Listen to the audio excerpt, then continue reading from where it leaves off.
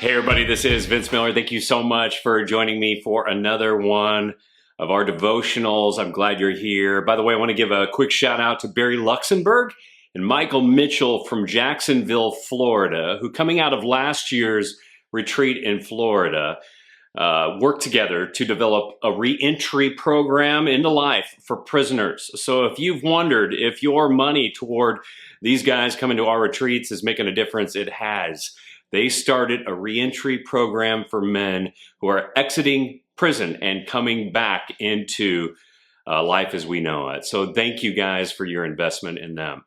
So today we're going to be in John chapter 20. We're getting close to the end, but because I've been going so slowly through the text, I want to briefly recap what has happened on this day in history. So it is Resurrection Sunday or Easter. And Mary comes to the tomb, notice it's open, and then realizes that the body of Jesus is gone. She returns to report this to the disciples, and then Peter and John begin this foot race out to the tomb to confirm it's empty. They deduce, essentially, that someone has stolen or removed the body. Mary returns to the grave again, which is actually pretty exceedingly brave, given that this would have put her in a very compromising position.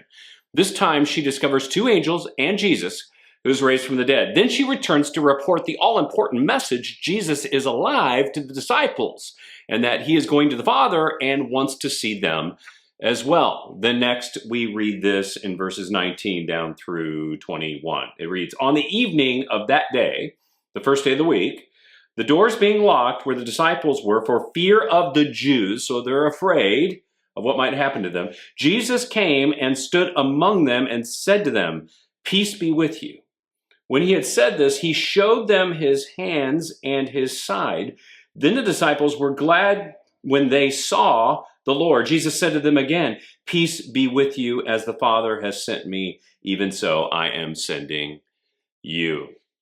So this is a pretty profound moment right here in the story. And obviously we see the reaction of the disciples is to run and hide in fear. They perceive that Jesus' resurrection might ignite a fierce and possibly violent reaction from those who had already demonstrated a willingness to crucify what they could not understand or could not control, Jesus Christ.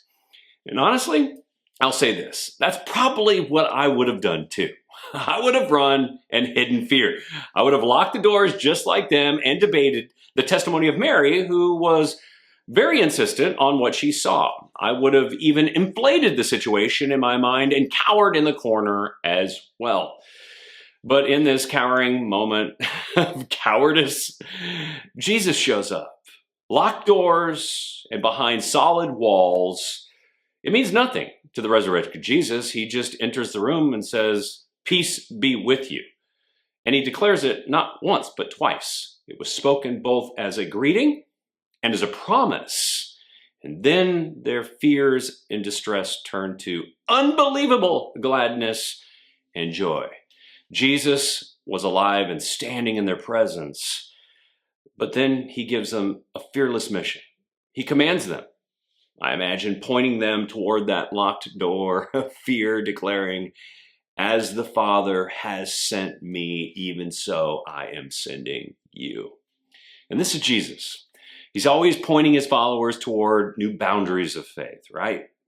Believers are not called to be comfort seekers. We're not called to be cowards in the corner. We are called to carry a call of conviction, one that persistently pushes up against any paralyzing fear we may have. So be this follower today. But to do it, you're going to have to do three things. First, you're going to have to stop hiding the miraculous truth about Jesus in your life behind a locked door. You got to share your faith and belief in Jesus. And I know it can be scary, but you got to stop running and hiding in fear. Just unlock the door. Number two, second, give peace and power to others, because Jesus has given you peace and power, not a spirit of fear and timidity. So accept Jesus' peace and the power of his spirit. And then third, live on and live out his mission today. Go into your world and tell someone about it today. Tell them that Jesus lives and that he lives in you. And one day at a time, let's bust down those locked doors and tell the world that fear is gone and great joy has come. Guys, I hope this blesses you today. If it has, share it with someone else, and I'll see you right back here again tomorrow.